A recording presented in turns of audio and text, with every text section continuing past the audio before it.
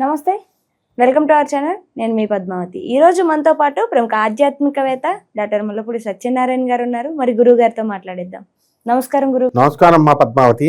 గురువు గారు, మనం వింటూ ఉంటాం, కొంతమంది అంటారు అప్పుల బాధలు బాగా ఎక్కువైపోయాయండి, మొండి బాకీలు ఏం చేసినా తీరడం లేదు, మాకు వచ్చే జీతంలో సగానికి సగం వాటి కోసమే వెచ్చించినా కూడా ఇంకా తీరడం లేదు అని అంటారు.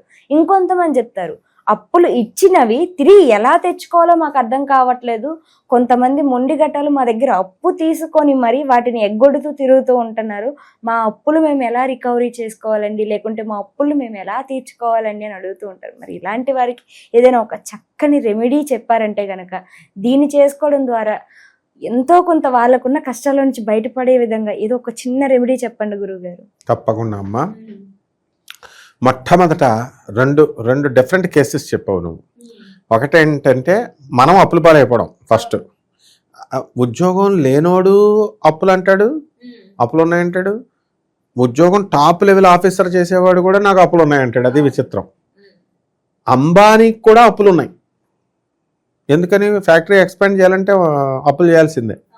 ఈ విధంగా అప్పులు బాధ అనేటటువంటిది దేని వల్ల వస్తుంది అంటే కుజగ్రహం వల్ల వస్తుంది. ఆ కుజుడు వీక్ అయిపోయాడు అనుకో, మనకి ఆదాయం రాదు.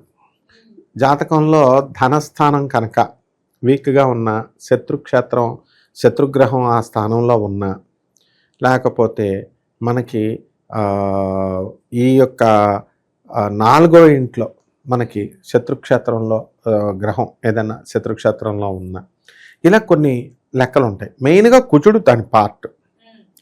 ఆ కుజుడు బాగోకలేకపోవడం వల్ల అప్పుల బాధ వస్తుంది, రుణ బాధ.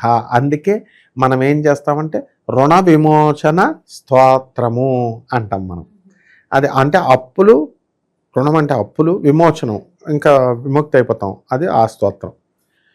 అంటే ఇక్కడ కేవలం చాలామంది ఏం చేస్తారంటే రుణ విమోచన స్తోత్రం చదవమన్నారు కదా అని ఉత్తుత్తు స్తోత్రాలు చదివి వదిలేస్తారు అప్పులు. అదొకటే ఎలాగొచ్చేస్తాడు, దేవుడు ఇవ్వాలి కదా. అంటే రెమెడీ అంటే ఈజీగా ఉంది కాబట్టి ఏ చెట్టు చుట్టూ తిరగమంటాడా, లేకపోతే ఏ పుట్ట చుట్టూ తిరగమంటాడా, తిరిగేద్దాం అనుకుంటారు. కానీ ఈ అప్పులు ఉన్నటువంటి వాళ్ళు ఎలా ఉంటారంటే, అప్పులు తీరుస్తారు కదా వీళ్ళు, కనీసం 5 రూపాయలు అప్పన్నా మన దగ్గర ఉంచుకోవాలి. వాడికి మనకి మొత్తం తీర్చేయకూడదు. మొత్తం తీర్చేస్తే మళ్ళీ ఆ గ్రహం యాక్టివేట్ అయిపోయి మళ్ళీ అప్పు చేస్తుంది. ఇప్పుడు సపోజ్ నేను నీ దగ్గర 100 రూపాయలు అప్పు తీసుకున్నా, నాకు కుజుడు బాలే, నేను నీకు 100 ఇచ్చేసాను అనుకో, నాకు కుజుడు బాలేదు కదా, లైఫ్ లాంగ్ బాలేదు, ఇంకా నా బతికే ఇంకా అప్పులు బతుకు. అందుకని ఏమవుతుంది, అప్పుడు మళ్ళీ నేను మళ్ళీ అప్పు అడగాలి, అప్పు తీసుకోవాలి.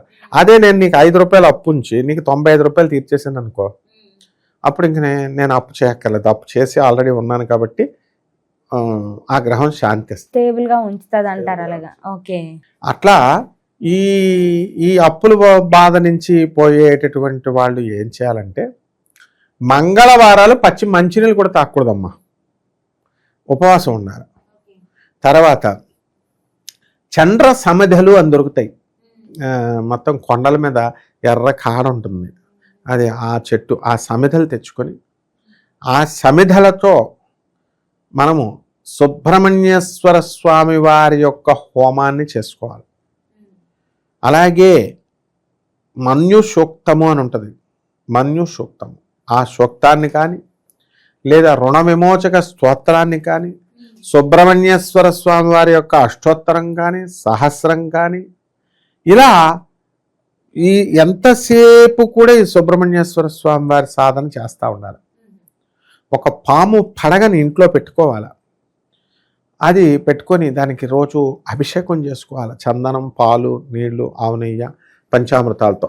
గురుగారు, పాము పడగ అంటే అది వెండిదైనా పెట్టుకోవచ్చు అంటారా, లేకుంటే ఇంకేదైనా లోహంతో చేయించుకోవాలంటారా? ఏం కాదు, వెండిది కూడా పెట్టుకోవచ్చు. వెండి కానీ రాగి కానీ ఏదో ఒక ప్రతిమ, ఒక మోడల్ అంతే. అసలు సుబ్రహ్మణ్యేశ్వర స్వామి అందులో ఉండడు, మనం అది ఒక మోడల్. ఆ స్వామిని మేము పూజ చేస్తున్నప్పుడు సపోజ్ స్వామి వివేకానందుడు ఇదే చెప్తాడు, ఎలా గోడకు ఒక ఫోటో ఉంటుంది కదా మన తండ్రిది, ఆ తండ్రి పోయాడెప్పుడో, అయినా సరే ఆ తండ్రి ఫోటో కాలు కిందేసి మనం తొక్కుతామా, ఉమ్మేయమంటే వేస్తాం ఆ తండ్రి ఫోటో మీద. ఇదే ఇంగ్లీష్ వాళ్ళు, బ్రిటిష్ వాళ్ళు స్వామి వివేకానందని నీ దేవుడు ఎక్కడున్నాడు అని చెప్పి వెటకారం ఆడుతుంటే అప్పుడు ఆ దేవుడు ఫోటోని తొక్కుతారు వాళ్ళు. ఏంటి వివేకానందుడు సీరియస్ అయితే ఎందుకు నువ్వు సీరియస్ అవుతున్నావు అంటే వాళ్ళకి అర్థం అవ్వాలని వాళ్ళ నాన్న ఫోటో తెప్పించి ఆ నాన్న ఫోటో మీద ఉమ్మేస్తాడు వివేకానందుడు. వేసి దీన్ని తొక్కుతావా అంటే అప్పుడు కోపం వస్తాడు. ఎందుకు వచ్చింది?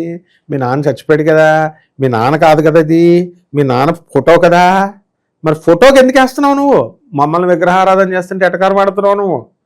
విగ్రహారాధన వెంకటేశ్వర స్వామి విగ్రహం పెట్టామండి, అది రాయే కదా, దేవుడు కాదు కదా అని దాన్ని కాళ్ళతో తన్నేస్తా ఉమ్మేసేస్తా అంటే దేవుడి మీద కుదరదు. ఎందుకు? మీ నాన్న ఫోటో నీకెలాగో మాకు అలాగా, ఆ దేవుడి యొక్క ప్రతిరూపమే విగ్రహము అని వాళ్ళకి అర్థమయ్యేలా చేస్తాడు.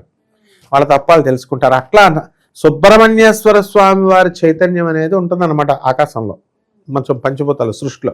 ఆ శక్తిని పాము బొమ్మలో మనం చూసుకుంటాం.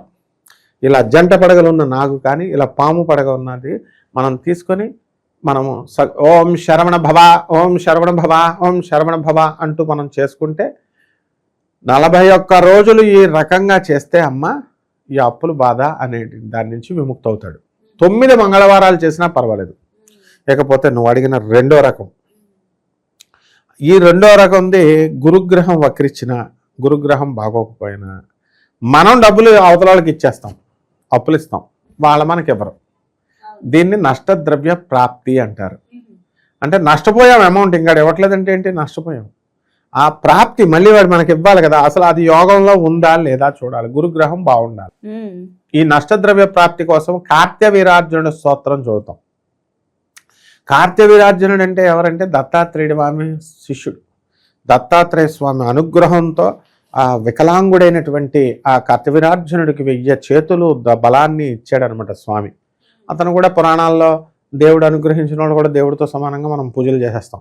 కార్త్యవీరార్జునుడు కూడా పూజ చేస్తాం, మంత్రాలు చేస్తాం. ఇప్పుడు కృష్ణుడు బామ్మర్ది శిష్యుడు అర్జునుడికి మనం చేస్తాం కదా, అట్లా అనమాట. సో ఈ కార్త్యవీరార్జునుడికి ఇప్పుడు ఏమిటిరా నాయన అంటే మనము ఆ స్తోత్రాలు చదవాలి. అప్పులు రావడానికేమో, అప్పులు తీర్చడానికేమో ఎర్ర పూలు కావాలి. ఇందాక మన అప్పులు మనం ఇవ్వాలంటే పసుపు పూలు పెట్టాలి ఇక్కడ. కాబట్టి ప్రతిదానికి డిఫరెన్స్ ఉంది. అప్పులు మనం ఇచ్చిన మన అప్పులు మనకు తీరాలంటే కందులు నైవేద్యంగా పెట్టాలి, కందిపప్పు చారు కాసి మొత్తం అన్నసంతర్పణ పెట్టాలి. ఎక్కడేమో శనగలు పంచాలా, శనగలు నైవేద్యంగా పెట్టాలి. శనగపిండి బజ్జీలు వేసి కూడా, పచ్చిమిరపకాయ బజ్జీలు వేసి కూడా అందరికీ అరటికాయ బజ్జీలు కూడా వేసి పెట్టచ్చు అనమాట.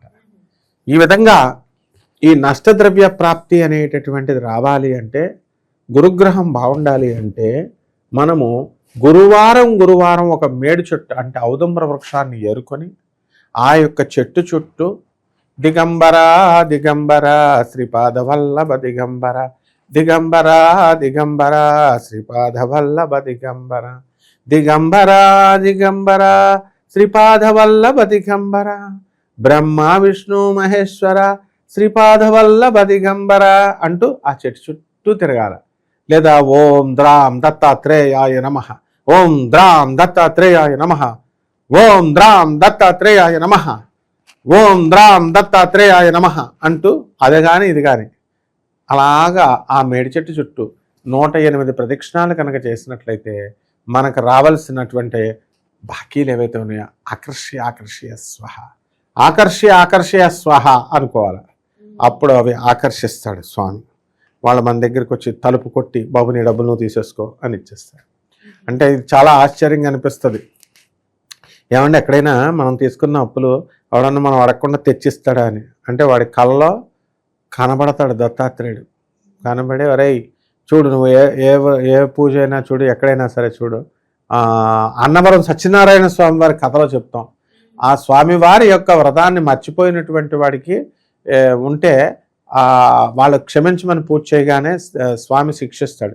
ఆ రాజు కళ్ళలోకి సత్యనారాయణ స్వామి వెళ్ళి రే నువ్వు వాళ్ళని వదిలేసాయి, నువ్వు ఆ వైశ్యుడు అనేటటువంటి కాంటతన్ని అతను అల్లుడిని నువ్వు కనుక వదలకపోతే నిన్ను నీ రాజ్యాన్ని నాశనం చేస్తాను అనగానే బాబాయ్ సత్యనారాయణ స్వామి ఇలా చెప్పాడని కల్లో చెప్పిందని భయం వేసి వీడు వాళ్ళ దగ్గర వదిలేస్తాడు. ఆ విధంగా వాళ్ళకి కల్లో కనబడతాడు అనమాట. ఎవరు? ఈ యొక్క గురుగ్రహంకి మనం చేసినప్పుడు మనకు అప్పులు ఇవ్వాల్సిన వాళ్ళ కళ్ళల్లో కనబడి ఇలా అప్పులాలకి ఇచ్చేయని మనసు మారిపోతుంది, తెచ్చి మనకి ఇచ్చేస్తారు. ఈ విధంగా ఈ రెండు చేసుకుంటే సరిపోద్దమ్మా. ఇంకా చాలా రెమెడీస్ ఉంటాయి, ఒకటి చెప్పుకోవచ్చు. ఇది స్టాండర్డ్ రెమెడీ అన్నమాట. నిజంగా గురుగారు చాలా చక్కగా వివరణ ఇచ్చారు. అప్పులు తీరడానికి ప్లస్ మన అప్పు ఇచ్చిన డబ్బుని తిరిగి తెచ్చుకోవడానికి చాలా చక్కగా ఇచ్చారు. 2 రెమెడీస్ని కూడా నేను 2 అడిగాను, రెండింటిని చాలా చక్కగా వివరించారు ప్రతిదీ కూడా. ధన్యవాదాలు. ధన్యవాదాలమ్మా.